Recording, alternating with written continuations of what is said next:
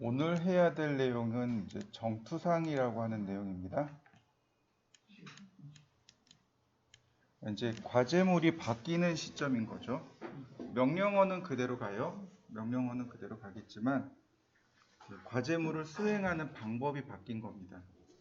여지껏은 이제 그러니까 눈에 보이던 내용을 똑같이 카피하는, 똑같이 그리면 됐었어요. 근데 지금 나눠드린 프린트물을 가지고 생각을 하셔야 됩니다. 이게 어떻게 그려질 것인가 생각을 하셔야 되는데 우린 그걸 뭐라고 부르냐면 정투상이라고 합니다. 투상이라는 말을 써요. 지금 하는 내용은 녹음을 안 할 거예요. 그러니까 잘 들어두셔야 돼요. 지금 하는 내용, 이 정투상에 관련된 내용은 녹음을 안 할 겁니다. 그냥 듣고 머릿속으로 이해하셔야 돼요. 자, 두 가지 그림이 있습니다. 두 개의 그림이 있어요. 하나는 투시고 하나는 투상입니다. 차이점 이해되시나요? 자, 가번의 그림은 투시입니다. 그런데 나번의 그림은 투상입니다. 투시와 투상의 차이입니다.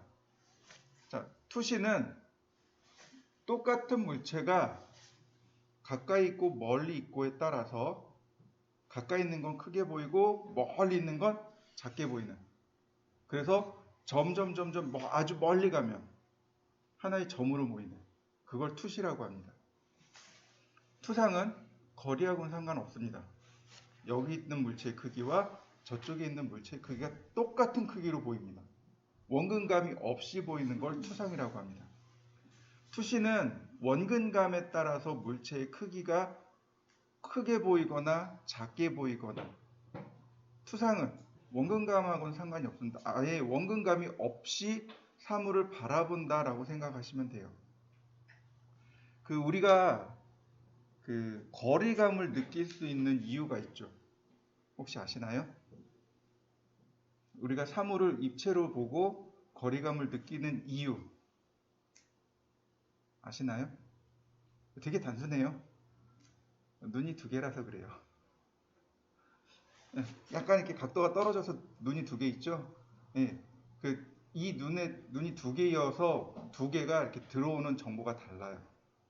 그래서 그것 때문에 입체감 있게 봅니다. 그래서 어떻게 하냐면 이렇게 한쪽 눈을 이렇게 가려버리면 원근감이 사라져 버립니다. 분명히 물체의 크기가 크고 작고는 있는데 원근감이 많이 사라져요. 그래서 안대를 끼고 운전하면 많이 위험하다라고 얘기를 하는 이유가 그 원근감이 사라진 겁니다. 혹시 이따 밤에 갈 때 운전할 때 이러고 운전해보지 마세요. 큰일 납니다. 사고 나요. 예전에 2002년도에 입체영상 회사에서 근무를 했었거든요. 지금 말하는 가상현실 쪽에서 근무했었는데 그때 배웠던 이론이 그거였어요. 눈이 들어오는 그러니까 똑같은 정보를 받아들일 때도 약간의 시간적인 오차가 있답니다. 똑같은 눈인데 누가 하나가 조금 더 빨리 오고 하나는 조금 늦게 들어온답니다. 그리고 보는 각도가 다르기 때문에 그걸 입체로 구성을 해요. 그래서 예전에는 어떻게 했냐면 편광이라 그래요. 하나는 이렇게 세로로, 하나는 이렇게 가로로 된 영상을 내보내는 거예요. 왜 간혹 까만색 뿔테 안경 쓰고 이렇게 입체 영상 보는 거 있죠? 그게 편광경입니다. 영상을 쏠 때도 편광으로 나가요. 그래서 하나는 가로줄, 하나는 세로줄 이렇게 나가요. 영상 자체가. 우리 눈에도 편광경이 이렇게 돼 있는 거예요. 크게 확대하면. 그래서 그걸 가지고 입체로 받아들이게 됩니다. 어쨌든 가는 투시고 나는 투상입니다. 설계는 투상을 원칙으로 합니다. 여기서 저기를 봐도 똑같은 크기면 똑같게 그려버립니다. 크기가 동일한 사이즈로 그려져야 돼요. 이게 투상입니다. 그 다음 이제 가나 다 라번 이렇게 보이시죠? 가나 다 라. 나한테 저기 있는데.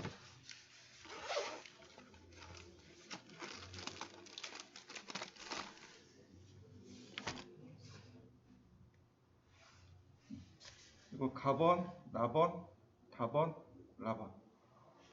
자, 가, 나, 다는 투상입니다. 투상이에요. 근데 라번은 투시입니다. 지금 여기 끝에 여기하고 저쪽 끝에 모이고 있죠. 그죠? 저걸 뭐라고 부르냐면 소실점이라고 합니다. 소실점이 두 개 있죠. 그래서 이소점 투시도라고 합니다. 만약에 소실점이 한 개 있다면요. 1소점 투시도입니다. 만약에 소실점이 3개 있다면요. 3소점입니다. 4개가 있다면 네, 4개는 없습니다. 3개밖에 안 나와요. 사람이 눈이 2개이기 때문에 3소점까지 나옵니다. 근데 4개 이상은 안 나와요. 2소점 투시도, 지금 라번은 2소점 투시도입니다. 투시예요. 그리고 가하고 나번을 보면 뭐가 있냐면 가번에 보면 여기 각도가 오른쪽 각도와 왼쪽 각도가 똑같죠. 네, 그래서 이 가번 그리고 나번도 마찬가지 똑같이 15도 15도 이렇게 돼 있죠. 네, 가하고 나는 똑같이 좌우가 똑같은 각을 가지고 있다고 해서 등각 투상도라고 합니다. 아이소메트릭이라고 해요. 영어로 아이소메트릭이라고 하고 다번 같은 경우는 어떻게 돼요? 한쪽만 각이 들려 있죠. 그래서 사축 투상도라고 합니다. 사축. 축이 하나만 삐뚤어졌다고 해서 사축 투상도라고 하고 영어로 엑소노메트릭이라고 합니다. 이렇게 투상도와 투시도 일렬로 볼 수도 있고 이렇게 입체로도 볼 수 있습니다.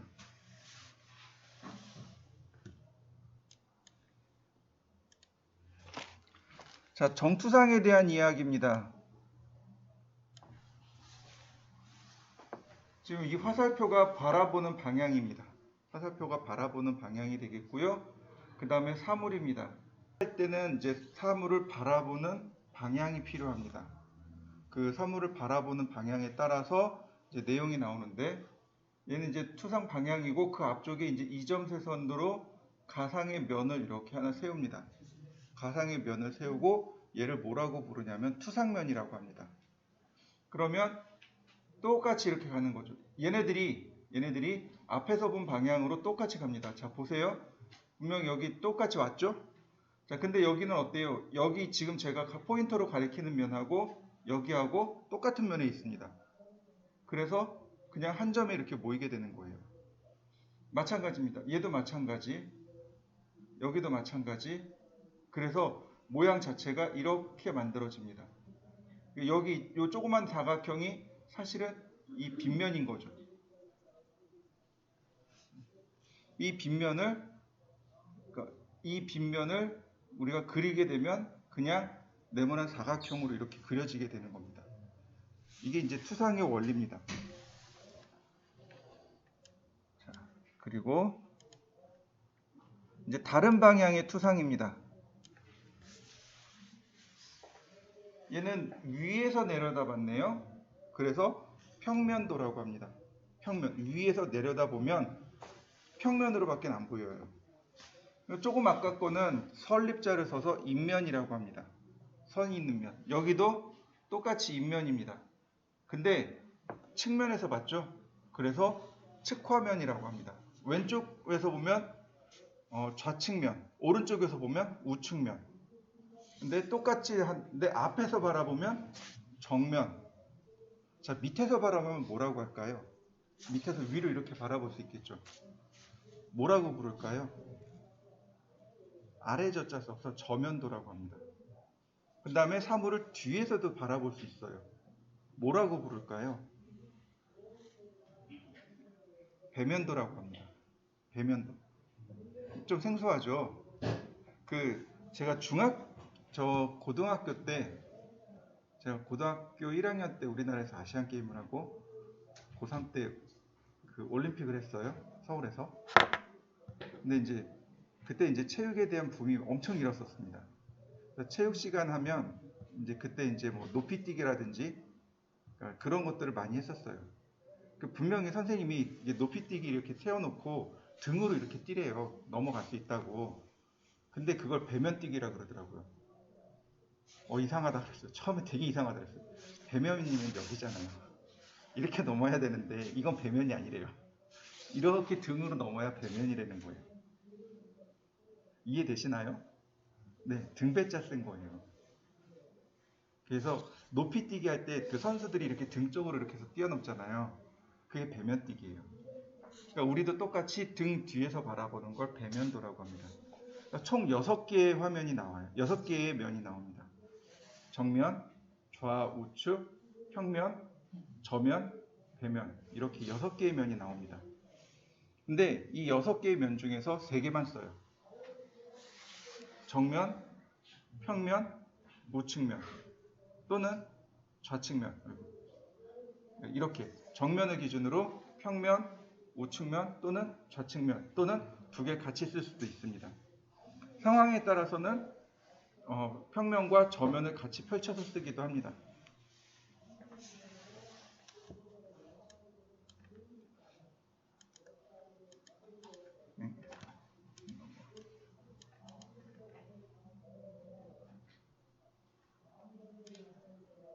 그리고 네, 여기 있다. 우리가 볼 때 주의해야 될 겁니다. 가의 그림과 나의 그림이 다 틀렸대요. 다 틀린 겁니다. 왜 틀렸는지 눈으로 바로 들어오시죠? 자, 먼저 가번 같은 경우 분명히 폭의 크기는 똑같아요. 근데 어떻게 됐나요? 이게 위치가 삐뚤어졌죠? 네, 저렇게 삐뚤어지면 안 돼요. 정면을 기준으로 해서 정면의 이 폭과 평면의 이 폭은 어때요? 똑같아요. 그러니까 정면의 폭과 평면의 폭은 똑같아야 됩니다. 잘 맞았어요. 근데 똑같은 위치에 있어야 돼요. 정면을 그대로 올려서 평면으로 이렇게 맞춰야 됩니다. 보세요. 정면의 높이와 정면의 이 높이와 평면의 이 높이가 어때요? 같아요. 정면의 이 높이와 측면의 이 높이는 같아요. 그러니까 똑같게 그리셔야 돼요. 근데 가번 그림은 정면과 측면의 위치가 삐뚤어진 겁니다. 저렇게 그러니까 이렇게는 괜찮아요. 여기의 간격과 여기의 간격이 달라지는 건 괜찮아요. 간격이 다른 건 괜찮지만 이 위치가 혹은 이 위치가 틀어지면 안 됩니다. 나번의 그림은 뭐가 잘못된 거예요? 네, 크기가 달라진 거죠. 크기가 달라져도 안 됩니다.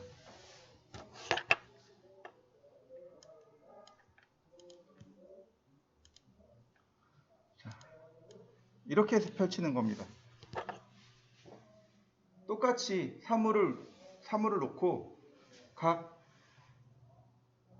평화면, 즉 평화면과 입화면과 측화면을 펼치는 겁니다. 쭉 펼치는 거예요. 펼쳐서 이렇게 만들어내는 겁니다. 보세요. 정면의 폭과 평면의 폭이 어때요? 동일해요. 정면의 높이와 측면의 높이는 같습니다. 평면의 이 높이가 그대로 따라가니까 측면의 폭과 일치할 수밖에 없는 거죠. 그러니까 저 어렸을 때는 이렇게 컴퍼스를 그렸습니다. 저는 컴퍼스를 그렸어요. 전 수작업 세대이기 때문에 이렇게 컴퍼스를 이렇게 돌려서 했어요. 근데 어느 날 이렇게 보니까 제 친구가 컴퍼스를 안 쓰더라고요. 야, 너 이거 어떻게 하는 방법이 있지? 그러더라고요. 나중에 알았어요. 내가 미련하다는 걸. 이따 알려드릴게요. 자, 그 다음 얘는 조금 어려워요. 얘는 조금 어렵습니다. 사물을 바라보는 거에 따라서 우리가 정면을 기준으로 먼저 합니다. 정면을 먼저 기준으로 해서 정면을 기준으로 평면의 위치와 우측면의 위치를 어디다 배치할 것인가. 정면을 기준으로 평면을 위에다 놓을 건지 아래다 놓을 건지, 혹은 우측면을 정면의 오른쪽에 놓을 건지 왼쪽에 놓을 건지, 이거에 따라서 일각법, 이각법, 삼각법, 사각법 이렇게 네 가지로 나눠집니다. KS는 삼각법을 원칙으로 합니다. 무슨 얘기냐면 사물이 이렇게 있어요. 위에서 이렇게 내려다보는 겁니다. 그랬더니 위에서 내려다봤는데 평화면이 여기 있는 거예요. 정면의 아래쪽에 있는 겁니다. 자, 우측면을 그렸는데 측화면이 여기 존재합니다. 그러니까 우측면이 정면의 왼쪽에 만들어지는 거예요. 이런 식으로. 정면이 있으면 평면이 여기 있고, 우측면이 여기 있고, 좌측면이 여기 있고, 저면도가 여기 생성이 되는 겁니다. 완전히 좌우측 방향이 다 뒤집어졌죠. 이걸 일각법이라고 합니다. 이렇게 보시면 돼요. 열십자 딱 그려놓고 1사분면, 2사분면, 3사분면, 4사분면. 정면이에요. 내려다 봅니다. 그러면 여기가 평화면인 거예요. 이각법 같은 경우 정면을 기준으로 평면이 아래쪽에, 우측면은 오른쪽에 위치하게 됩니다. 이렇게 그리는 걸 이각법이라고 합니다. 삼각법은 정면을 기준으로 평면을 위에다 그리고 우측면을 오른쪽에다 그립니다. 우리가 가장 이해하기 쉬운 거죠. 이게 이각법입니다. 삼각법입니다. 사각법의 경우 정면을 기준으로 평면을 위에다 그리고 우측면은 왼쪽에다 그려지는 이런 걸 사각법이라고 합니다. 그래서 KS는 삼각법 정투상을 원칙으로 합니다. 삼각법이라는 건 이렇게 정면도와 측면도의 위치가 평면도와 측면도의 위치가 정면을 기준으로 어디에 생성이 될 것인가, 이렇게 따지는 걸 말합니다.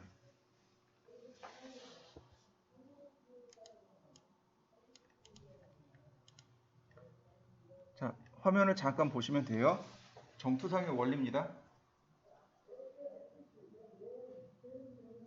한 두어 번 보시면 돼요. 사물이 있고 입화면과 정면도, 평화면과 평면도, 측화면과 측면도를 각각 세운 다음 펼치는 겁니다. 이렇게 펼쳐서 그리는 겁니다.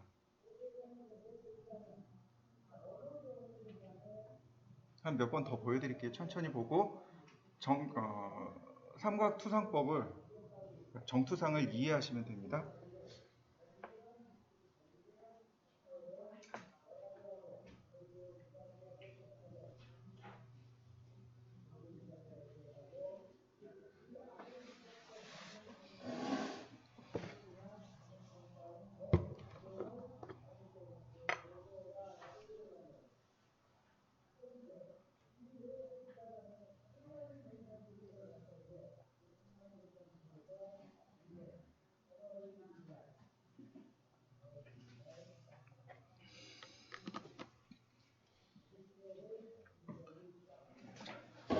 이해되셨나요?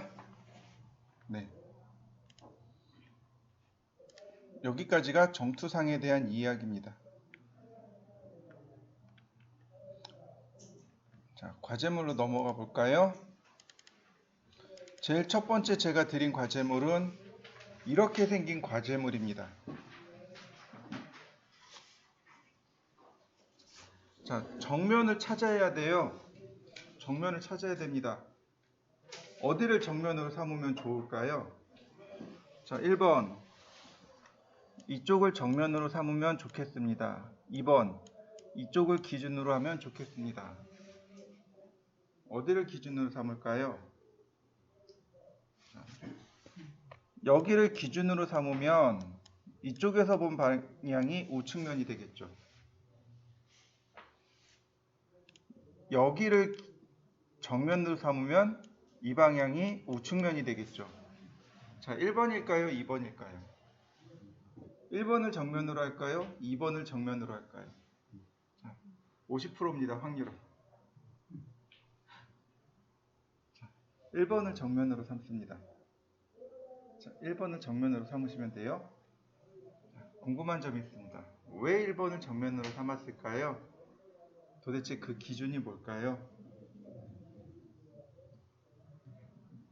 이거는 이제 불문율이에요. 해당 사물의 특징이 가장 많이 있는 곳, 잘 드러나는 곳을 정면으로 삼습니다. 여러분들 앞에 모니터가 있어요. 여러분들이 이제 모니터를 설계할 겁니다. 어딜 정면으로 삼으실 건가요? 여러분들이 바라보는 면을 정면으로 삼을 겁니다. 왜요? 특징이 제일 많으니까.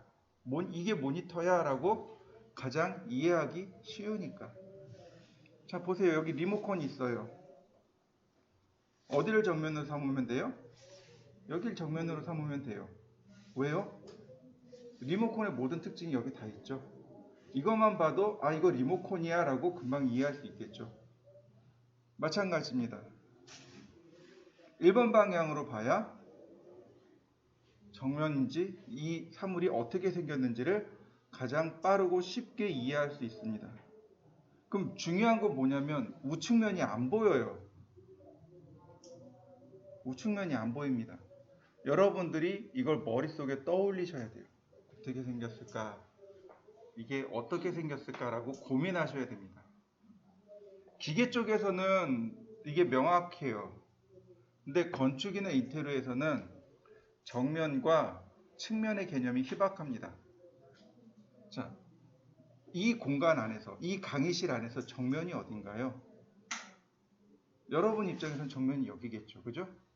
제 입장에서는 정면이 저쪽이에요. 나가는 쪽이잖아요. 정면이 저쪽이죠. 다른 거예요. 그래서 건축이나 인테리어에서는 주출입구를 제외하고 나머지 뭐라고 하냐면 동서남북이라고 이야기합니다. 동측, 서측, 남측, 북측 이렇게요. 그러니까 건물 같은 경우는 그러니까 주출입구를 정면으로 합니다. 그러면 이제 동측인면, 서측인면, 이제 북측인면 이런 식으로 나눠지겠죠. 여기도 마찬가지예요. 어디를 기준으로 삼느냐에 따라서 동서남북이 바뀌게 됩니다. 그래서 건축이나 인테리어에서는 그냥 인면이라고 이야기합니다. 인면도라고 얘기해요. 동측 인면도, 서측 인면도 이런 식으로. 근데 기계는 그렇지 않아요. 기계는 정면, 우측면, 평면 이렇게 딱 부러지게 나눠집니다. 얘를 그리는 방법에 대해서 알려드릴게요.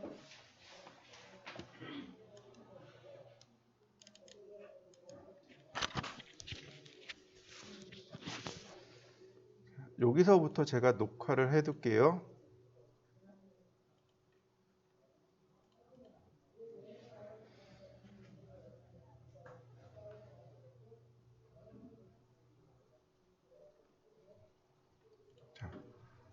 그 다음 보시면 제일 먼저 뭐부터 쓰시냐면 X라인을 씁니다. 그러니까 수평선 하나, 수직선 하나, 그 다음에 45도 사선 하나. 이렇게 45도 사선 하나. 자, 선을 이렇게 그리시면 됩니다. 수평선 하나, 수직선 하나, 45도 사선 하나. 그 다음 이 왼쪽 아래 사선 있죠? 얘를 트림으로 제거합니다. 이렇게요. 트림으로 제거하면 이게 가장 기본입니다. 바로 여기가 정면입니다. 정면의 제일 윗선, 정면의 제일 오른쪽 선이 되는 겁니다.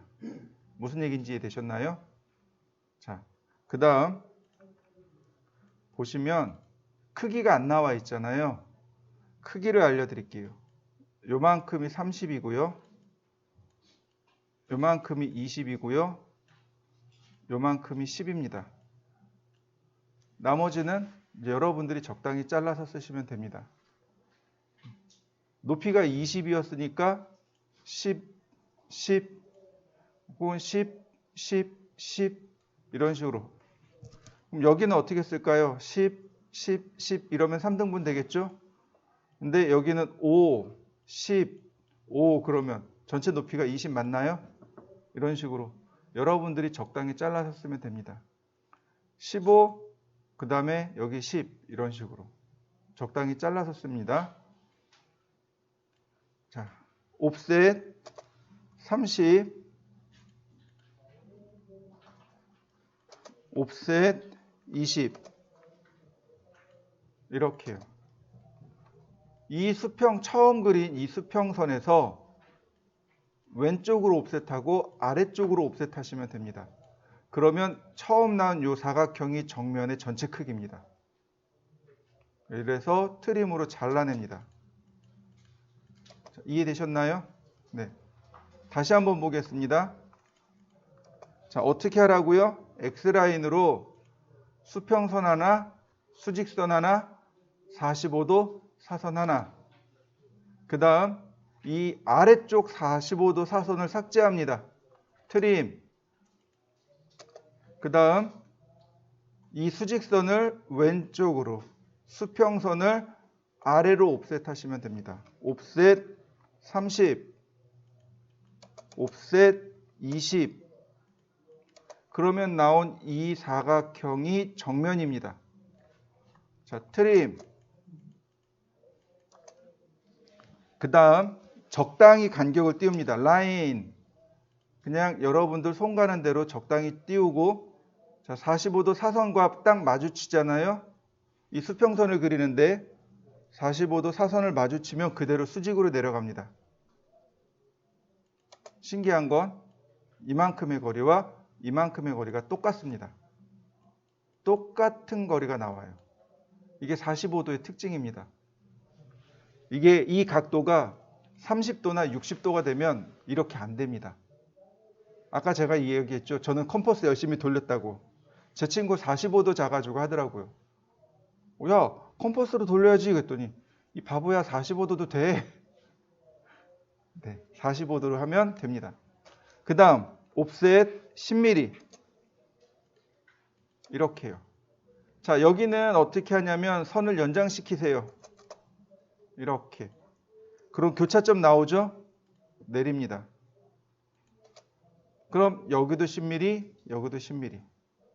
자, 트림으로 다 잘라내시면 돼요. 트림.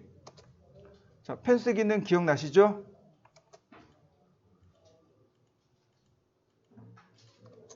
다시 펜스. 그러면 1번 과제가 끝났습니다. 얘가 제일 그러니까 왼쪽 제일 상단에 있는 과제물이 이겁니다. 자, 여기까지 한번 해보시죠. 자, 렉탱귤러 어레이를 쓸 겁니다. 렉탱귤러 어레이는 사각형 배열이에요. 그 모양이 하늘에서 봤을 때 사각형 모양으로 생겼다고 해서 사각형 배열 혹은 렉탱귤러 어레이라고 합니다. 얘가 한 개만 있는 게 아니잖아요. 자그마치 12개나 있잖아요. 그럼 이걸 12번 할 건 아니잖아요. 그죠? 복사를 해도 4번씩 3번을 해야 됩니다. 자, 보세요. 카피, 어레이 4개, 다시 카피, 어레이 3개. 자, 이렇게 해야지 비로소 12개를 그릴 수 있는 준비가 끝나겠죠. 근데 렉탱귤러 어레이를 쓰면 이게 한 번에 된단 말이죠. 선택하고 엔터를 누르면 자, 이렇게 나옵니다. 컬럼과 비트윈, 로우와 비트윈. 컬럼은 이렇게 가는 걸 말합니다. 로우는 이렇게 가는 걸 말합니다. 각각 4개와 3개가 디폴트 값, 기본 값이고 간격이 있네요. 자, 200. 그 다음 200. 그러면 어레이 되는 거 맞습니까? 자, 이때 우리가 공부했던 associative를 체크하면 될까요? 안 될까요? 체크하면 안 돼요. 만약에 이거 associative를 체크해 놓으면 어떻게 될까요? 배열은 수정할 수 있지만 아이템은 수정이 안 돼요. 자, 보세요. 제가 체크했습니다. associative를 활성화시켜 놓고 클로즈. 어떻게 되나요? 수정이 되나요? 안 돼요. 그럼 얘 어떻게 해요? 분해 명령어 쓰는 겁니다. 분해. associative를 분해하는 거예요. 분해 선택하고 엔터. 그러면 되나요? 그럼 이제 수정이 돼요. 다시 보겠습니다. array 선택하고 엔터. 간격을 200씩. 이때 associative를 끄고 작업을 마무리하셔야 이렇게 수정이 된다는 이야기죠. 자, 이해되셨나요? 자, 한번 해보시죠. 하기 전에 레이어를 먼저 설정을 하셔야 됩니다. 하나가 필요합니다. 그 하나가 뭐냐면 은선입니다. 자, 은선은 어떤 개념이라고요? 네, 맞습니다. 숨어있는 선입니다. 자, 은선을 녹색으로 쓸 거고요. 라인 타입은 히든을 불러올 겁니다.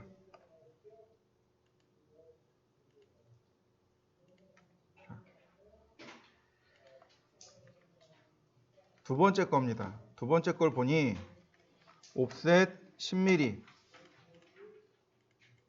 필렛 다시 필렛 또 필렛.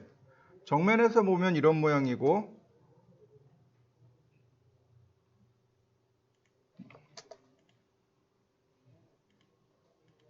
위에서 보면 이런 모양이고 자, 오른쪽에서 보면 얘가 안 보입니다. 그래서 은선 처리가 이렇게 들어가야 돼요. 자, 이해되시나요? 자, 보세요. 선이 한번 막혔죠? 맞습니까? 은선입니다. 선이 그대로 갔죠? 실선이 됩니다. 은선과 실선을 구별하는 가장 쉬운 방법입니다. 다시 볼까요? 옵셋 10mm 트림 필렛. 자, 선이 그대로 올라갔죠? 실선입니다. 근데 선이 한번 걸렸죠? 예, 은선입니다.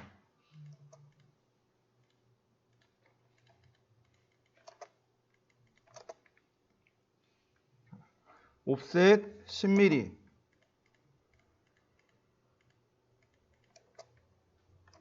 필렛 트림. 자, 그대로 가는 거 보이시죠? 네, 그럼 실선입니다. 근데 여기도 그대로 가는 거 보이시나요? 네, 그러니까 실선입니다. 자, 옵셋 10mm 5mm 필렛. 자, 선이 한번 걸렸죠? 그러니까 얘는 은선입니다.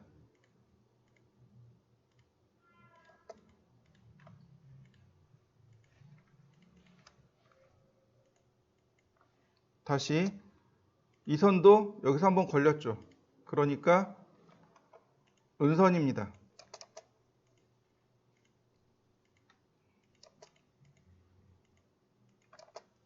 자, 속성 일치하기. 그 다음 옵셋 10mm 아니 라인 미드 포인트에서 미드 포인트로 필렛 라인. 얘는 그냥 올라갔네요. 실선입니다. 이 점은 어때요? 한번 걸렸죠? 그러니까 은선입니다.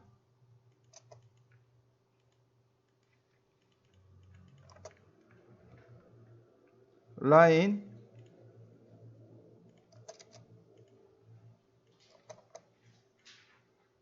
네, 얘는 이걸로 끝이고요. 옵셋 10mm. 필렛. 라인. 여긴 실선이네요. 이때 옵셋 5mm. 이렇게 보이는군요. 자, 라인. 한번 걸렸죠, 지금 여기서. 그러니까 얘는 실선, 은선입니다. 여기가 여기에요. 그래서 이렇게는 은선입니다.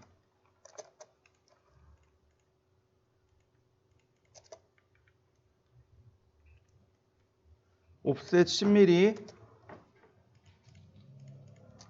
5mm. 방금 그 위에 거하고 똑같죠, 정면은.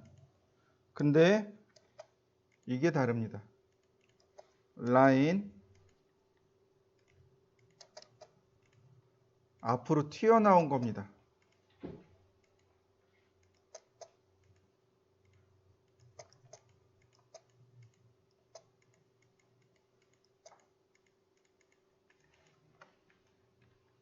옵셋 15mm, 옵셋 10mm, 옵셋 5mm, 라인,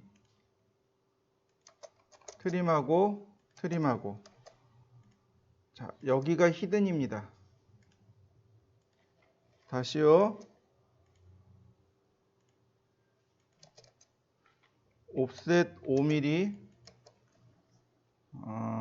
네, 필렛, 트림, 다시 라인. 이 선이 히든 선입니다. 옵셋 15mm,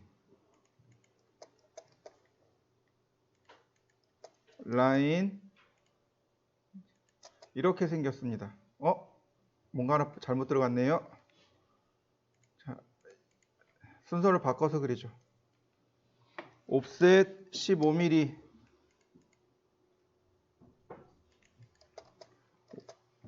여기는 5mm고 여기는 10mm고.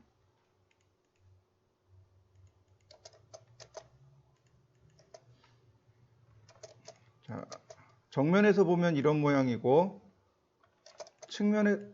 평면에서 보면 이런 모양이고 측면에서 보면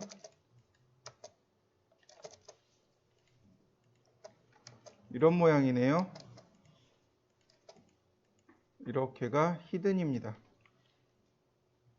네, 이렇게 보이네요. 12개 다 그렸습니다. 이걸 그리는 겁니다. 10분 쉬었다 하시죠.